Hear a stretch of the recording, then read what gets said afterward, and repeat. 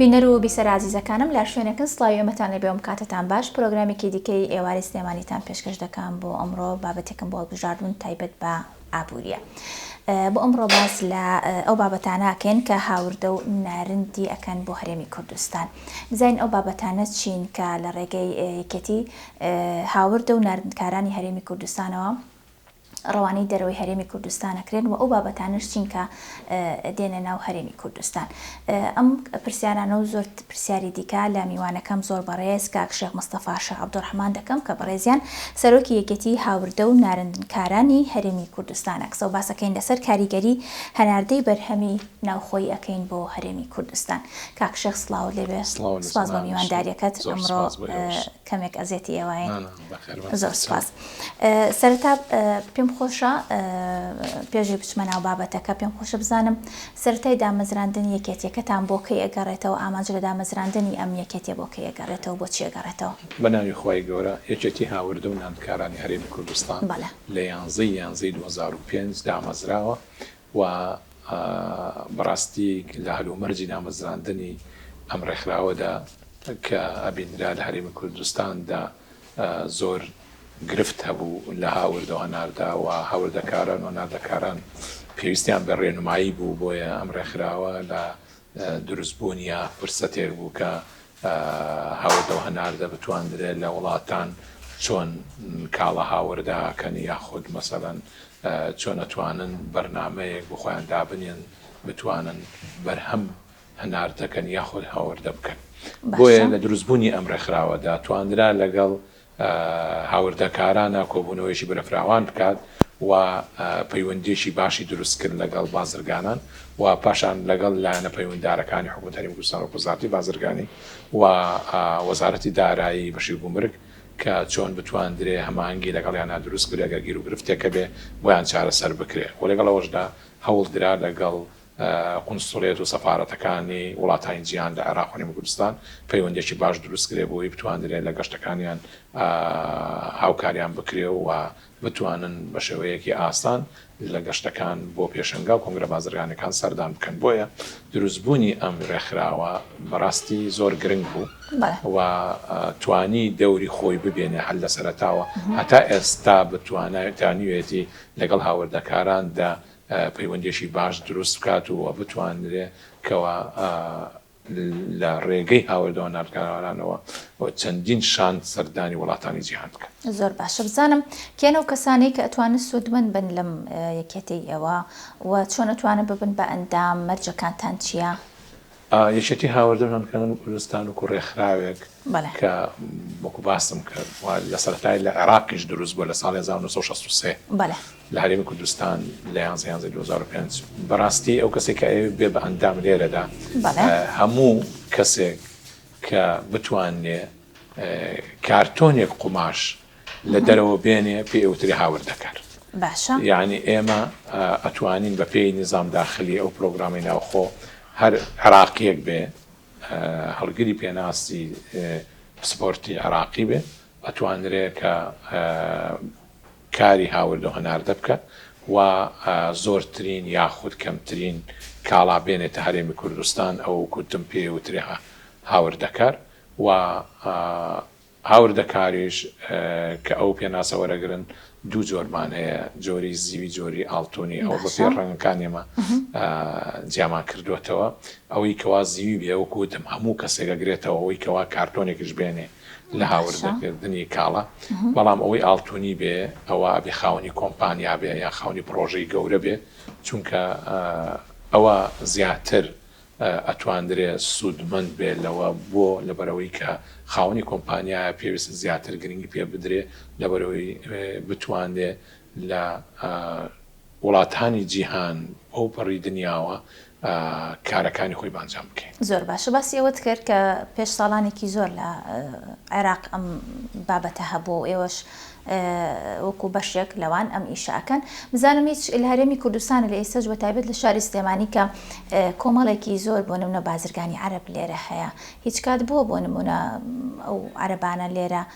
مەسەلەن بەشدار بن لە ئیش و کارەکانی ئێوەیە و بازرگانی بکەن لەگەڵ ئێوەیە؟ لەبەرەوەی هەرێمی کوردستان سوپاس بخوا لە ئێستا کەشێکی ئارامی هەیە و ئەتوانن کە بازرگانە عەرەبەکانیش مەسەلەن ڕسکی خۆیان بخەنە ناو بازاڕەوە. بەڵێ ئەم ڕێکخراوە کەوتم هەڵگری پێناسی عراقی بێ هەمووی ئەگرێتەوە. ئێمە ئێستا ئەنداممانەیە خەڵکی مووسڵە، خەڵکی بەغایە، خەڵکی خواروی عراقە، پارێزەکانی خواروی عراق کە لێرە دانیشتون و کاری خۆیانەکەن و لای ئێمەش ئەندامن. ئەمانیش گرتووەتەوە، ینی وەکو ئەوی کە دانیشتووی سلێمانیان هەولێریان دهۆک بن، وەکو هاوردەکارانی هەرێمی کوردستان مامەڵەیان لەگەڵدا دەکرێت. تا چەند جێگەی دڵخۆشی ئەوە کاکشە کە ئەوە مەسەلەن سیقەیەکی ئاوا پیاکراوە لە هەرێمی کوردستانە کە وە هەم یەکێتێکی ئێوە سیقەیەکی باشی پیا کردووە کە ئەو کەسانی کە بازرگانن مەسەلەن ئەتوان ڕستی خۆیان بخەنە ناو بازاڕەوە مەسەلەن باوەڕیان بەوە هەیە کە کار لەگەڵ ئێوەیە بکەن. جێی دڵخۆشیە کە هەرێمی کوردستان وەکو هەرێمێکی ئارام لە ناوچەکە ئەو برا عەرەبانە کە هاتوون لێرە بازرگانیەکەن ئەوانیش بە شێوەیەکی دڵنیایی لێرە کارەکانیان بە ئەنجامەگەێنن و زۆر ئێمە پێمان خۆشە کە هەرێمی کوردستان بۆ بە سەنتەرێکی بازرگانی بۆ پارێزگاکانی عێراق واتە کە لە ئیبراهیم خەلیل و لە وڵاتی جمهوریەتی ئیسلامی ئێران و لە هەر شوێنێکەوە کە دراوسێ و ئێمە ماتە ئەو وڵاتانە و ئەو کاڵانی وڵاتانی جیهان لەم ڕێگایانەوە دێتە هەرێمی کوردستان بەرەو پارێزگاکانی عێراق ئەخڕوا بە تایبەت ئەوانەی لە ڕێگەی ئیبراهیم خەلیلەوە تورکیا دێت، چونکە بەڕاستی تورکیا شوێنێکی زۆر استراتیجی گەورەی پیشەسازیە و زۆر لە وڵاتانی ئەوروپاش لە ڕێگەی تورکیاوە کاڵەکانیان ئەگەیەن هەرێمی کوردستان و تەنها کە مەرز هەبێ واتە بتواندرێ دەواازەیە کە بێ لەگەڵ تورکیا ئیبراهیم خەلیلە و برا عەرەبەکانیش بۆ پارێزەکانی خۆشیان هەر لەو ڕێگایەوە هاوردەیەکەن و دێتە هەرێمی کوردستان و هەرێمی کوردستان وەکوت سنتەرێکی بازرگانیە لەبەرەوەی کە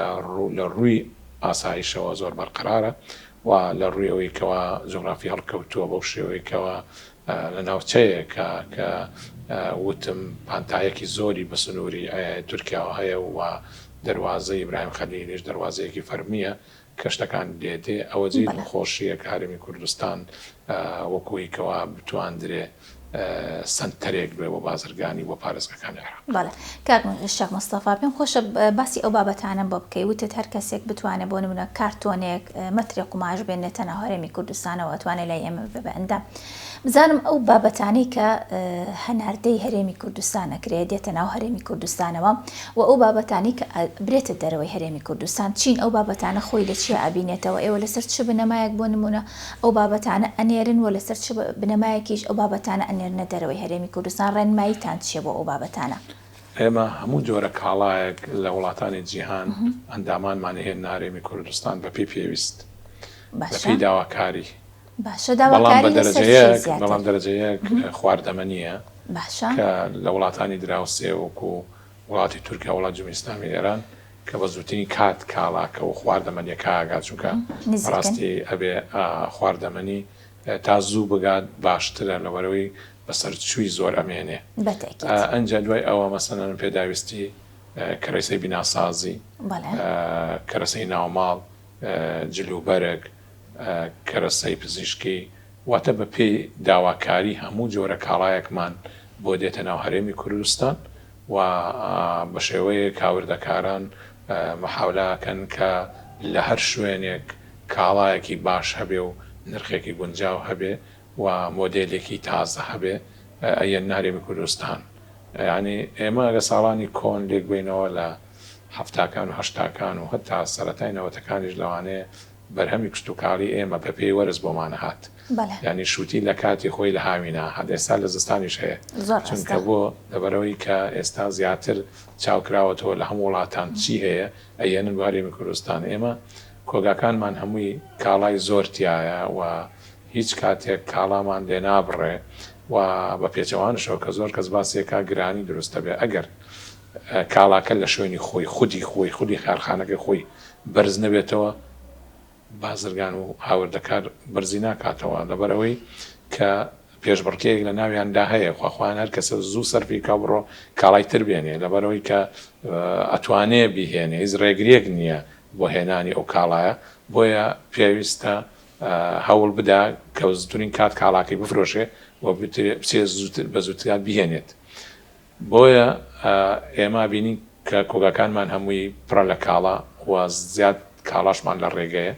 بامو شێوەیە و هەموو کاتێکش ئێمە وتومان هاوڵاتی هیچ ترسێکی نەبێت لەوەی کاڵایەک بڵێ لە بازاردا نەماوە یاخود بڵێ گرانیە گرانە بێتەوە گران نابێت بەڵام ئەگەر لە شوێنەکەی خودی کارخانەکە خۆی بەرز بێتەوە ئەوە جێی دەسەڵات نییە یانەوە بەرزە بێتەوە ئەو لەوێ بەرز بۆتەوە و ئەگەر هاتوو مەسەلەن لە گواستنەوەش تێچووی زیاد ببێ ئەویش دەسەڵات نییە ئەوەش سەبەبێکانی بەڵام هیچ کاڵایەک لە هەرێمی کوردستاندا هاوڵاتی هیچ ترسیان لەوە نەبێ کەم هاڵایە نامێنێ با زۆر هەڵپە بکەین بچین بهێنی بۆی کەوا نەکو نەمێنێ قەت شتیوان نییە هاوڵاتی ئەبێ زۆر دڵنیا بێ لەوەی کە بە پێویستی خۆی کاڵا بکڕێ بە تایبەت خواردەمەنی بۆ ئەوەی کە نەبێت هۆی ئەوەی کەوا ئەزمەیەک دروست ببێ لە کاتی کۆرۆناکە بەڕاستی خەڵکی زۆر هەڵپەیە کرد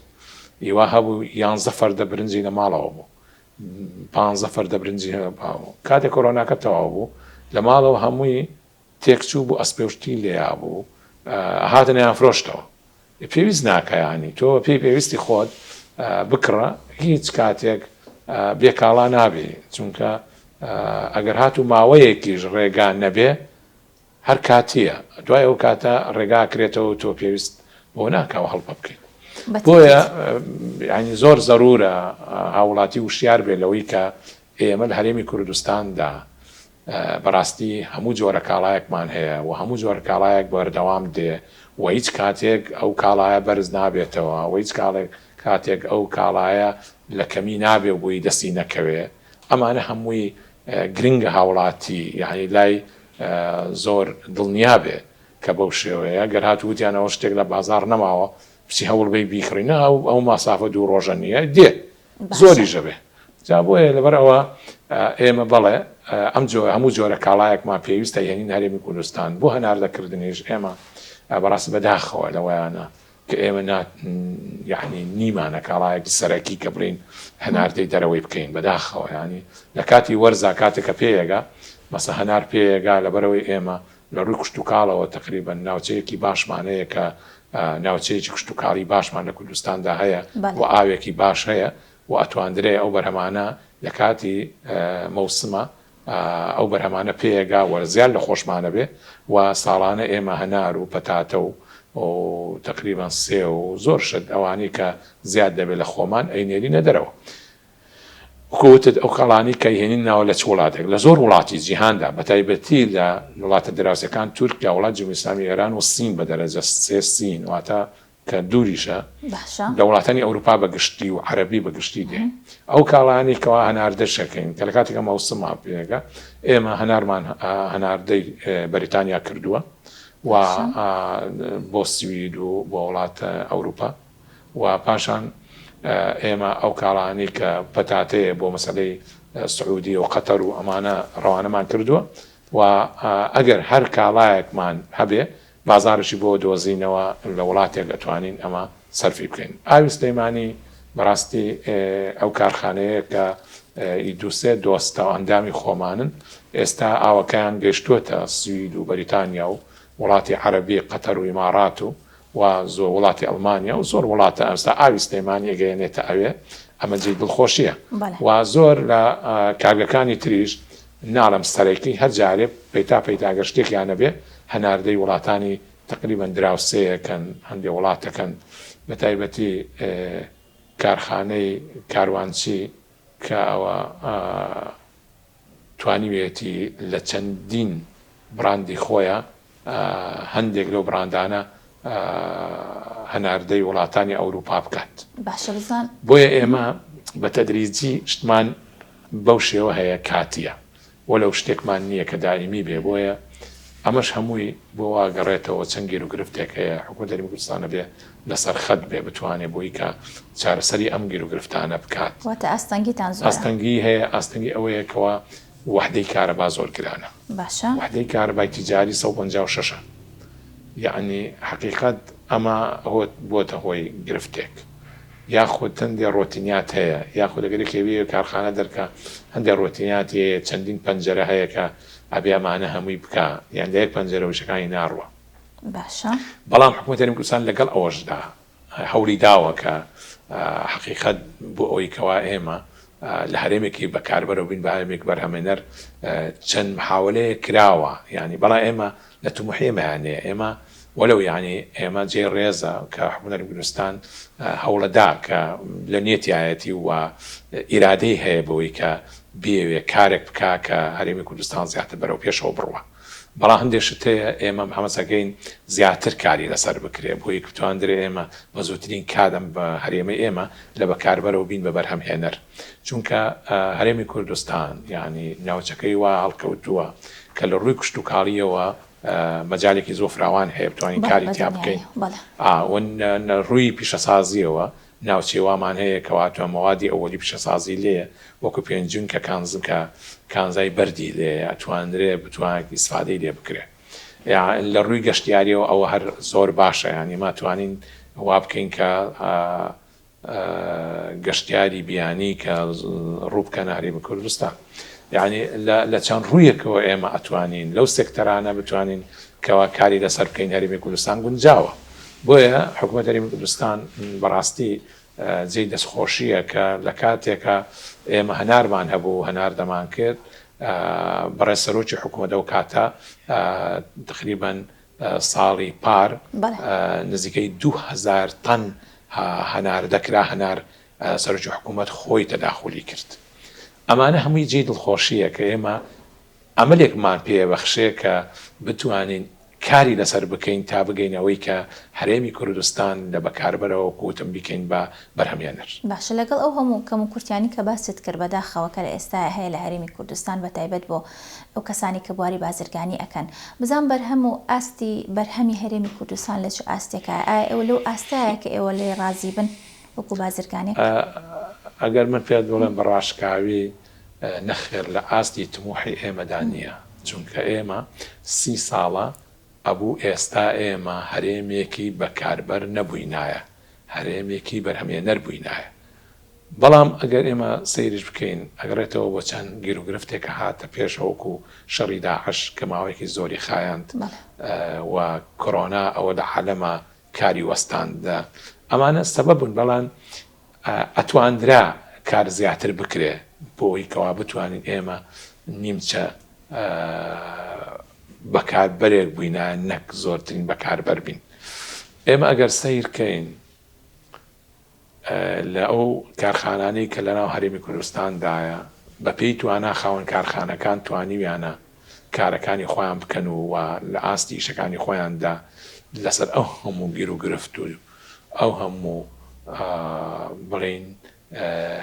ڕێگری کە دێتە ڕێگەی لە بەربەندێ یعنی مەسەلەن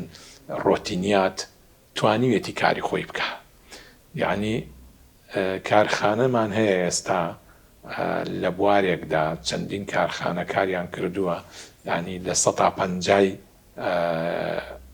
ئێمە تموحی خەڵکی تقریبا نیو ڕازی کردووە کە لە بواری شیرەمەنیە ئێستا ئێمە توانین لە 150 بتوانین بەشی خۆمان دابین بکەین. بەڵام ئەوە نییە کە بنێرێتە دەرەوە، بەڵام ئەتوانین ئێمە بڵین ئەی نێرین بۆ پارێزگاکانی عێراق. لە هەرێمی کوردستان لێمان زیادە بۆ پارێزگاکانی عێراق نێرین، بەڵام بۆ دەرەوە نەگەیشتەوەی کەوا بە بەردەوامی بتوانین بینێرین. بەڵام ئاسن و چیمەنتۆ لە 100% باشە، یعنی بۆ هەموو پارێزگانی عێراق نێرین کە ئێمە پێویستمان پێی نییە. شیرەمەنی سا پێویستمان پێێتی کالا و مانیزان و چی هێنن، بەڵام چیمەنتۆ شیشمان پێویست نییە. لەو ڕووەوە ئێمە توانیومانە کە پێداویستی خۆمان زیاتر دابین بکەین و احتیاجات و پێداویستی ناو هەرێمی کوردستان بۆ کارخانانە دابین بووە و پێویستی بە کاڵای چیمەنتۆ و شیژنی دەرەکی بێتە ناوە. زۆر باشە باسیەوەت کرد کە ئێمە وڵاتێکی بەکاربەرین بەداخەوەیان ئێمە بە شتەکان بەکارهێنین وەگەر سێرێکی مەسەلەن سێرێکی خۆمان بکەین سێرێکی ئەم ژوورە بکەین ینی زۆربەی زۆری بابەتەکانمان ئێمە لە دەروی وڵاتەوە هێناوەتە ناو هەرێمی کوردستانەوە. ئایا ئەم بابەتە زۆرانی کە باسەکرێ و ڕۆژانە لەلایەن بازرگانانەوە دێنێتە هەرێمی کوردستان و عێراقیش بە تایبەتی بزانم ئەمە هیچ کات مەسەلەن ئێوە ڕێنماییتان هەیە بۆ بازرگانەکان مەسەلەن زانیاریان ئێنێ لەسەر بابەتەکان وە ئەگەر بابەتێک کوالێتێکی باش نەبێت یاخود باش نەبێت یعنی لە هەر ڕوویەکەوە نەگونجێ لەگەڵ ئێمەیە مەسەلەن لێپێچینەوە هەیە ئەم بابەتانە هەیە لەگەڵ مەسەلەن بازرگانەکان. ئێمە ئەوکوێچەتی هاوردن کوردستان لایەنێکی تەنفیزی نین حکوومەت تەنفیزیە کە هاتوو یەکێک سەرپێچی کرد بتوانێت سزای بات بەڵام ئێمە وەکو لایەنێکی بەرپرسیارەتی خۆمان بۆ ڕێنمایی بەڵێ ئێمە لە هەموو کاتێکا ڕێنمایی ئەندامانمان کردووە کە بتوانرێک ئەو کاڵانی هێنن بە کوالیتی باش بهێنن و بتوانن بەدەستی یەک بێنن لە کارخانەکان بۆی کەوان نرخەکەی گونجاو بێ. ئەم ڕێنمایانەمان هەیە و لەگەڵ حکوومەتیش لەسەر خەتین بۆی کەسانێک ئەگەر هاتوو هەلپەرست بن و بیانەوێ بەس بۆ بەرژەوەندی خۆیان شت بەکاربێنن ئەوانە ئێمە ڕێگریەکەیندەوەی کە نەتوانن بەو شێوە لە بە بەرژەوەندی شخصی خۆیان کارەکان بە ئەنجام بکەین. زۆر باشە بزانم کاریگەری ئەم هاتوچۆیەوە کاریگەری مەسەلەن هێنان و بردننی ئەم کاڵایانە لەسەر هەرێمی کوردستان چۆن ئەبینی تا چەند گرنگە بۆ هەرێمی کوردستان کە ئەم گەرم و گوڕی هەبێ لەگەڵ وڵاتانی دراوسێ و مەسەلەن هێنان و هاوردەکردن و مەسەلەن ناردنی بابەتەکان. هەرێمی کوردستان لە دوای پرۆسەی ئازادی بەڕاستی لە قۆناغی زۆر گەورە کەوتە قۆناغی زۆر گەورەوە کە توانی بۆ خۆی خودی خۆی بتوانێت لە هەموو وڵاتانی جیهان کاڵا بێنێتە هەرێمی کوردستان. ساڵانی هێشتاکان و سەرەتای نەوەتەکان یاخود هەشتاکان و هەفتاکان لە ڕێی بەغاوەش تا هاتە بەغا و عەرەبەکانیانە ئێمەش لەوانمانە کرد بەڵام پێچەوانە بۆەوە شکر هاتوو لە هەرێمی کوردستانەوە داخڵە بێ بۆ ناو پارێزەکانی عێراق و هەرێمی کوردستان بازرگانەکانی خۆیان خودی خۆیان ئەچن لە کارخانەکانی هێنن. ئەمان هەمووی جێی دڵخۆشیە ینی بەڕاستی فرسەتێکی باش بوون جاوە بۆی کەوا بتوان دەرێ بازرگانان و دەکاران سوودبندن بۆ خۆیان دەستی یەک کاڵا بێنن و ئەم ئاسایش و بەرقەرار بوونەش دەورێکی کاریگەری تایبەتی خۆیە بوو کە توانرا ئەوان بێن لە ڕێی ئێمەوە شت بەرن و هاوردەی کاڵای لە وڵاتان بکەن لە ڕێگەی هەرێمی کوردستانەوە. باش کاک شێخ بە حکمەوەی کە بەڕێستان ماوەیەکی زۆرە کە سەرۆکی ئەم یەکێتەوە ئەمیێڕەخراون بزانم پێشنیارت چییە بۆ ئەوەی مەسەلەن بۆ پێشخستنی ئەم بابەتە پێشنیاری تۆ چیە ڕێنمایی چیە لەسەر ئەمە؟ من بە سیفەتێک ئەوەی کە ئەم ڕێکخراوە لە سەرەتاوە خۆم دروستم کردووە و الحەمدولله دەورێکی کاریگەری ئێستاکە دازەر ئەنداممان زیاتر هەیە. هەموو کاتێک ئەو تەمەنام کردووە کە لە هەرێمێکی بەکارە و بین بارێمێکی بەرهەمێنەر هەر لە سەرتاوە کە یەکێتی هاوردە و ناندکاران بەڵێ هاوردەمان پێشخستەوە زۆر کە زەڵێ باشەیە بۆ هاوردەتان پێشخستەوە پێشە ناردە. ئێمە هەر لە سەرتاوە هاورد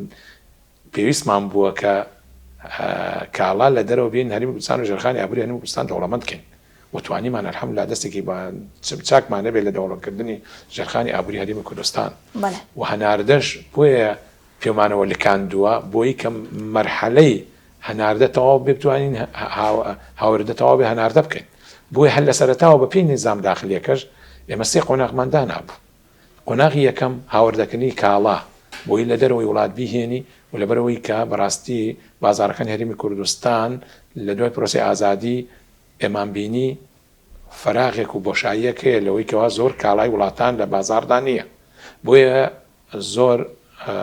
هەوڵمان ناکە لە هەموو جۆرە کاڵایەکی وڵاتانی جیهان کاڵا بێتە هەرێمی کوردستان و لەگەڵ ئەوەشدا بتوانین ژێرخانی ئابووری هەرێمی کوردستان زیاتر دەستمان هەبێ بۆ دەوڵەمەندکردنی. ئێمە ئەوە تا ساڵانی 2016مانە ئەگەر شەڕی داعش هاتە پێشەوە نەتواندرا قۆناغی دووەم دەست پێ بکەین بەڵام بە هێواشی هەر دەستمان پێ کرد کە هانی ئەندامانماندا قۆناغی دووەم ئەوەیەکەوە دامەزانی کارخانەی استراتیجی هەوڵماندا کە بتوانرێت قۆناغی دووەم چارەسەر بکرێ و دامەزرێ قۆناغی دووەم ئەوەیەکەوە ئەو کارخانە استراتیژیانە لە بەرهەمەکانە بە تایبەتی لە سەرتاوەکو خۆراک بتوانین کوردستان ئەویش الحەمدوللا توانیمان تا ڕادەیەک لە تومحی ئێمەشانیە بەڵام توانیمان وەکو باسم کرد شیرەمەنی لە 150 ئێستا پێداویستی هاوڵاتیان جێبەجێیەکە و وەکووتمان مەسەلەی شیش و چیمەنتۆ الحەمدوللا لە 100 هەیە بەڵام ئەوانەی تر نییە وەکو بڵین پێداویستی پزیشکی پێداویستی ناوماڵ جلوبەرگ ئەمانە ماوێتی بەڵام ئایا بۆ قۆناغی دووەم ئێمە کە دەستمان پێ کرد بەو شێوەیە تا ئێستا بەردەوامین بۆ ئەوەی کە قۆناغی دووەم ئەگەر هاتو سەرکەوتوو بووین قۆناغی سێم بۆ خۆی دێتە پێشەوەیە کە بەرهەمەکانمان زیاد دەبێت و بتوانین بازاری بۆ بکەینەوە لە دەرەوە قۆناغی سێم هەناردەکردن بێ بۆیە ئێمە ئەو سێ قۆناغەمان هەیە و من بەڕاستی پێشنیاریشم ئەوەیە کە بتواندرێ ئێمە لەم قۆناغی دووەمە دامەزانی کارخانی استراتیژی بتوانین ئێمە حکوومەت هاوکار بێ و لەسەر خەت بێ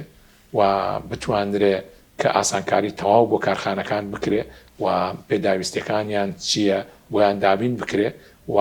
هاوکاری و کوتم تەواو بکرێن لە هەموو ڕوویەکەەوە بەتایبەتی لە ڕووی ئەوەی کەوا کەرەسەی خاو مەوادی ئەوەلی بۆیان دابین بکرێ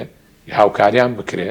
ئەگەر هاتو هەر بە بەلاشیش نیاندرێتێ گومرگی لەسەر لابردرێ بۆی کوا بتوانن لە دەروە هێنن گومرگی لێنێن ئەمان هەمووی ینی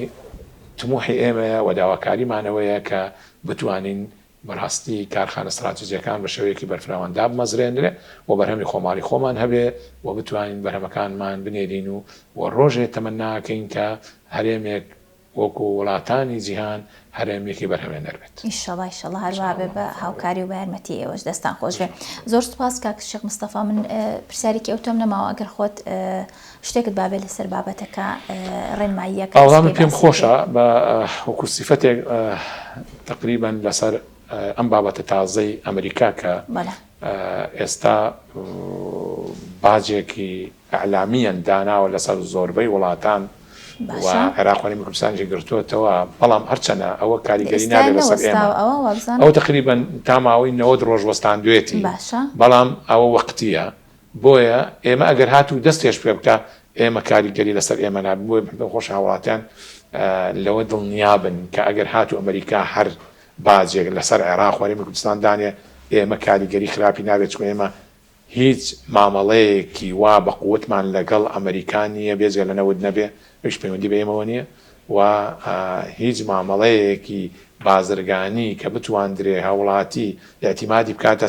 لەسەر ئەو کاڵایە هیچ ئێمە بەو شێوە دوورین چونکە ئەگەر ببێ بەڵێ دۆشاوی تەماتەی حەریر دۆستێکمانە کاکشوان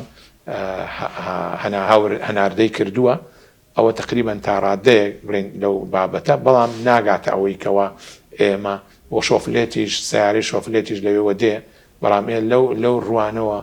شۆفلێت سیاری ترمان زۆرە دێ لەوە باشتر و چاکتر و گونجاوتریشە بۆ هاوڵاتیان و هیچ کاریگەرێکی وای نییە. زۆر باشە. زۆر سوپاس دووبارە بۆ زۆر بەڕێز کاک شێخ مستەفا شێخ عەبدوڕەحمان کا بەڕێزیان سەرۆکێکێتی هاوردە و ناردنکارانی هەرێمی کوردستان بوون. ئەمڕۆ ئێمە لای ئەوان میوان بووین قسە باسمان کە لەسەر کاریگەری هەناردەی بەرهەمی ناوخۆی بۆ هەرێمی کوردستان. تا پرۆگرامێکی تر شاد بن بەخواتان ئەسپێرم خواتان لەگەڵ بێت. زۆر سوپاس بە ئێوەش بە خێربن دەستان خۆش بن. زۆر سوپاس دووبارە.